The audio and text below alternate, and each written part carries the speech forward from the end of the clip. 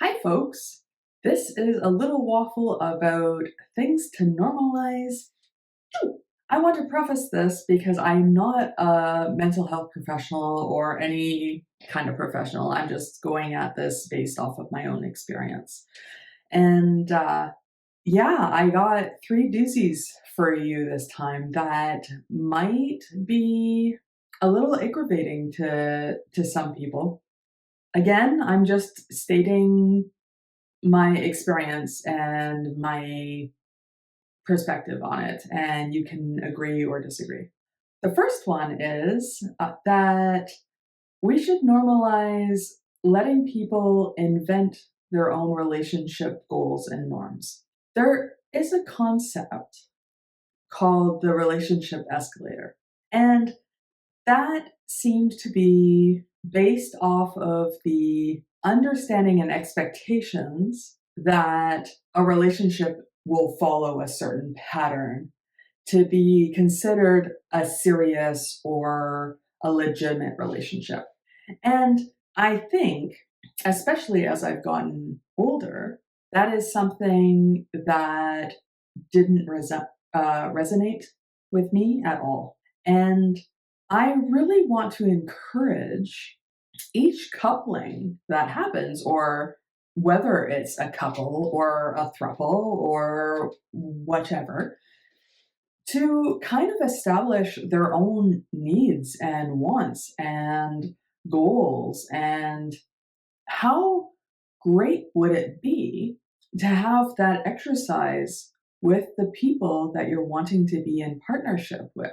How great would it be to know where each other stands and to know that there is that level of safety where you can be honest and vulnerable and intimate and whatever? It's not just a hush hush thing that has a progression that you think is obvious, but your partner might have a completely different viewpoint. So let me back up. If you haven't heard of the relationship escalator before, here's an example. So, say I meet somebody. I meet somebody and I go on a few dates with them, and I decide that I want to be in a relationship with them. I haven't really discussed with them anything, but I'm thinking that they're wanting the same thing as me. So let's default to that.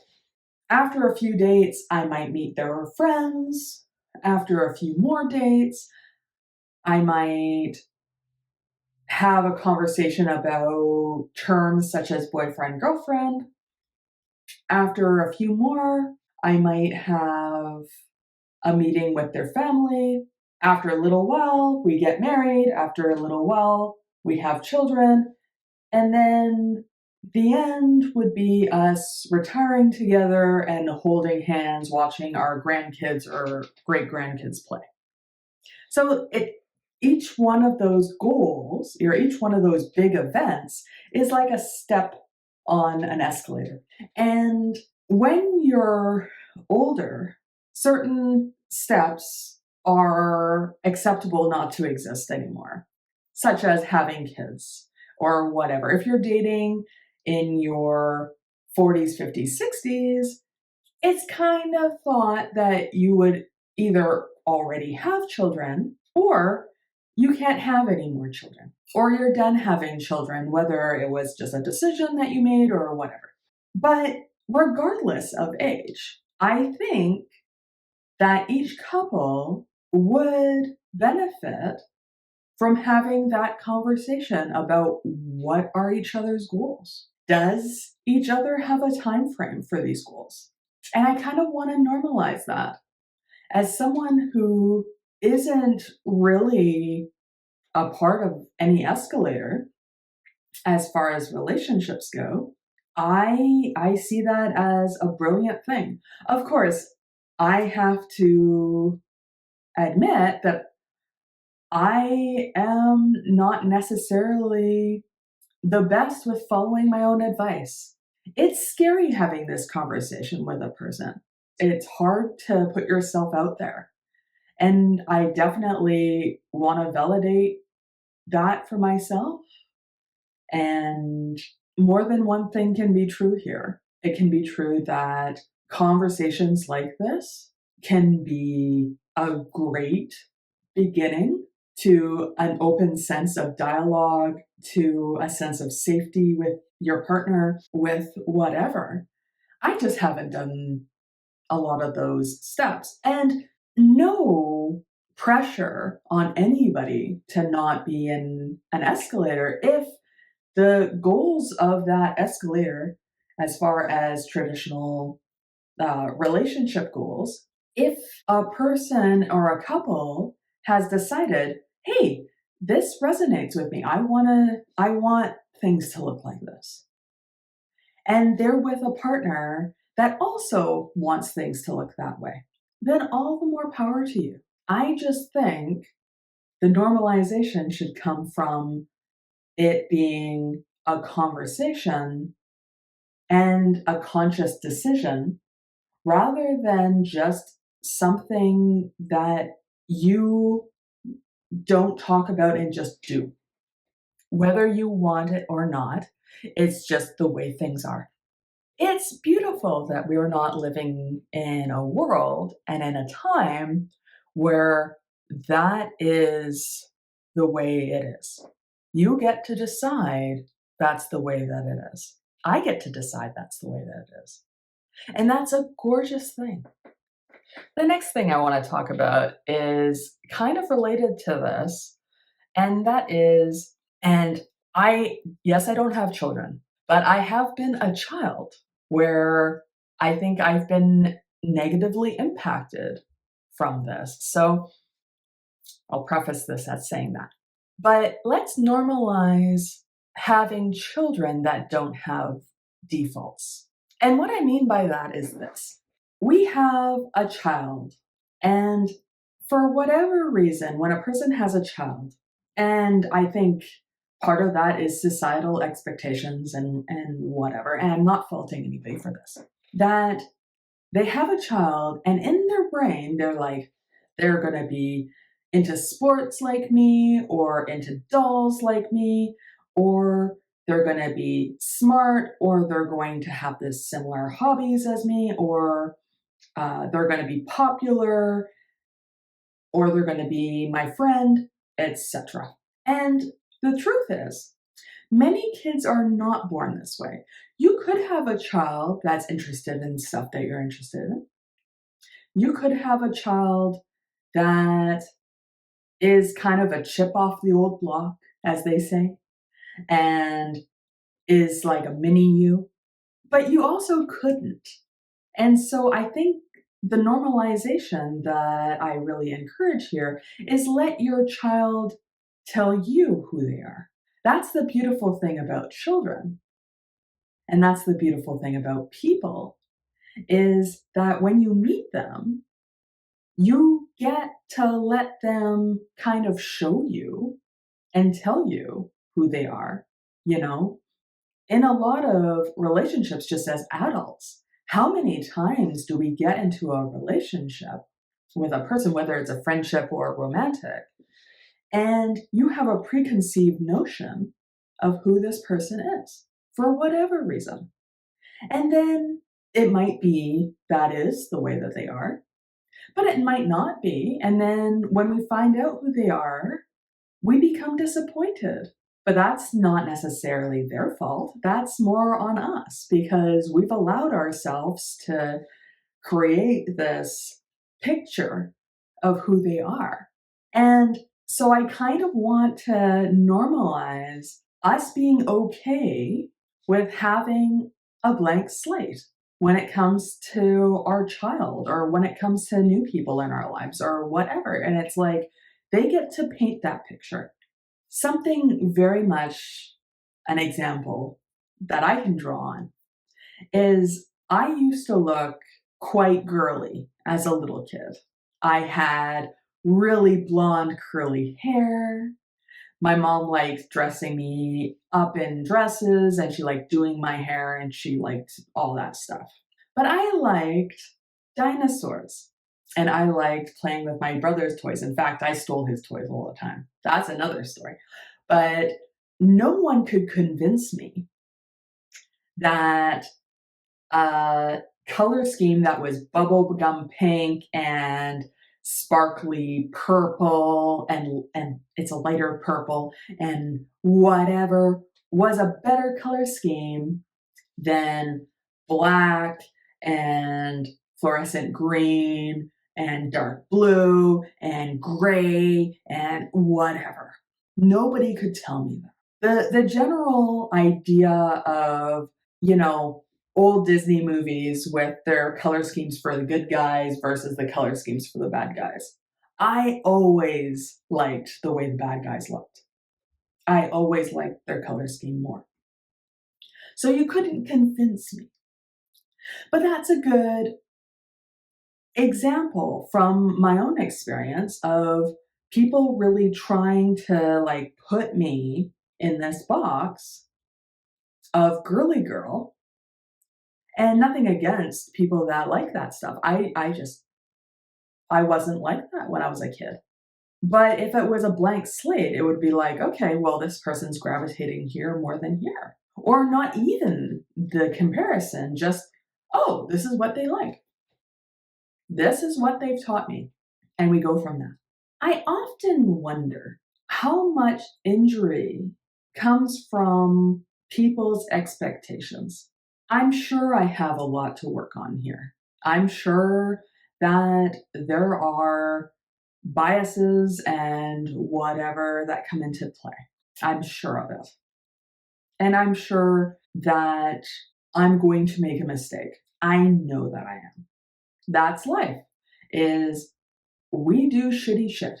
And when we do, and someone calls us out on it, hopefully we take accountability and try to move on from that point, whether it's unlearning something that I've learned or whatever the case is.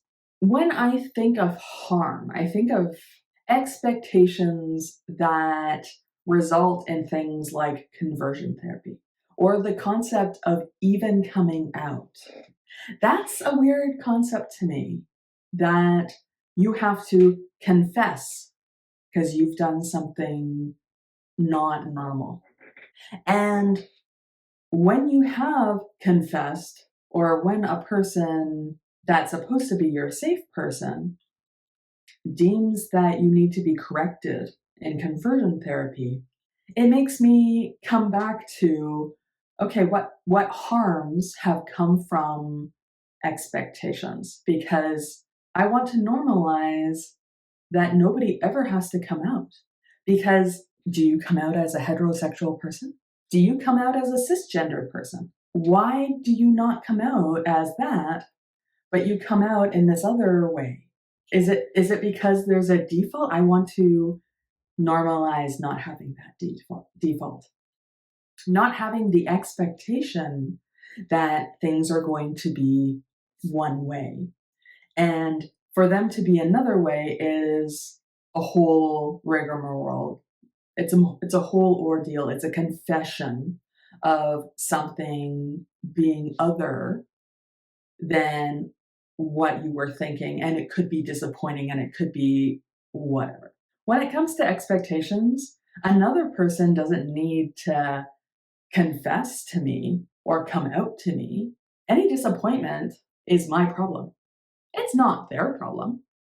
I do want to encourage the normalization of that idea. I think that normalization will just result in a whole lot less mental energy, stress, and whatever on our plates. I think just meeting people where they're at and being okay with that and being flexible with whatever they show themselves to be, or to parent them in ways that you think that you can assist, I think is a beautiful thing. I don't think holding someone to a standard of your own expectations is the way to go.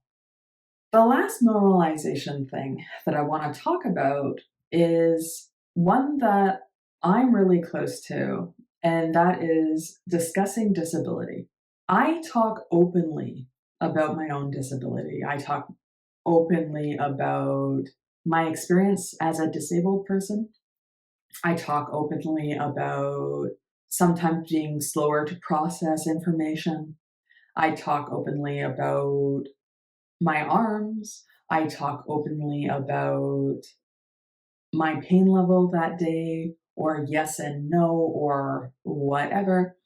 And I talk openly in a way where, yes, it's a part of my identity. It's a part of me. My every day is based off of this quality of me. I'm in chronic pain, and I have no problem with discussing that. Now, does it make other people uncomfortable? Yes.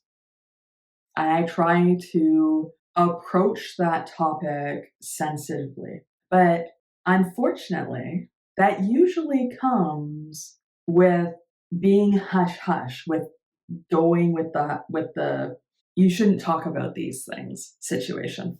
And so I want to normalize that. I want to normalize that there are different people and they each have their own abilities. Some people are great at art. Some people are great, runners. Some people are all sorts of different ways. We have no problem with talking about that. We have no problem with talking about glasses. How many people have glasses? That's a disability. How many people have diabetes? That's a disability. How come that's acceptable to talk about in the frame of disabilities? But having autism, having lots of other disabilities, especially if they're invisible disabilities, are uncomfortable for people. How come people talking about ways that the government or society can be better to include those of us that might have difficulty doing things like just getting around? How come that is kind of a sore spot? So I definitely want to encourage people to talk about that. However, I do acknowledge that everybody has their right to talk about things or not talk about things. I'm not saying that anybody has to do it. I'm not saying that it's necessarily safe to do that. But it is my hope that when we talk about things more, I heard a great quote. I heard the quote that light is the best disinfectant.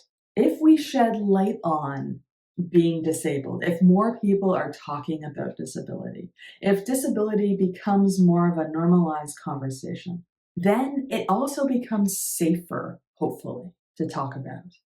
I don't know, maybe I am dreaming, but I think that we can get there. And I hope and encourage the normalization of that topic. I remember when I first became disabled, everywhere people were talking to me about nothing actually being wrong with me. And a lot of those people were people of authority. And a lot of those people were people in my family. And so on and so forth.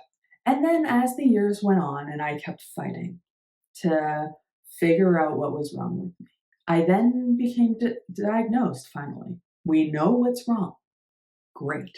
But all those voices that were very loudly telling me that there's nothing wrong with me and actually countering my experience, I'm speaking just as loudly now that I am disabled and that I have value. So, like I said, you don't have to talk about it if you're not ready, if you're not comfortable, if you don't think you're safe, if whatever the reason is. I hope as a society we can normalize. And then maybe you'll feel safer later. You're always welcome to sit beside me. I can be a really loud person. So with that, that's the three things that I hope that we can start to normalize as a society. I know that the video might tick somebody off. I'm really sorry if it does. It was not my intention. There are things that I've seen in my own experience that have impacted me as such that I think that we can normalize. It's 2025. I think it's time. We're no longer in a world where things have to look cookie cutter in order to work. And I think that's a great moment to be in. And I encourage us to keep building society so that we progress as society, so that everybody can be included. That's my hope. And it might be blue sky thinking, but that is my hope. So with that, I hope you're doing the best in the situation that you find yourself today, and I will talk to you later.